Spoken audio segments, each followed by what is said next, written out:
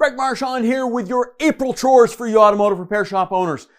In April, we're starting to think about getting busy now, right? And at this point, you need to look at your tools and equipment. Maybe it's been a rough winter, maybe you haven't paid attention to it all winter, but tools and equipment, May, June, July, August, not a good time to have something go down. Not a good time to have to maintain something, replace something. Go take a look at your tools and equipment and make sure they are in the condition you want them to be in when May gets here. All right, that's number one. You're also looking at your personnel gaps.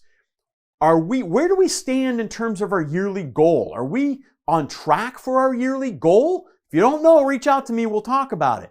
Are we on track for our yearly goal? Are we going to need to increase production? Are we going to need to add a technician? Are we going to need to change personnel, fill personnel gaps? Where are we as we go into our busy season in terms of personnel? So you got to figure that out and keep that interviewing that you were doing back there in March.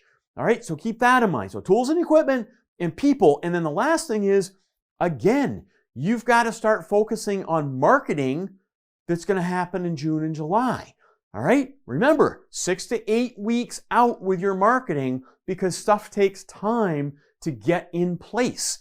All right, those are your 3 chores for April. Go get on them.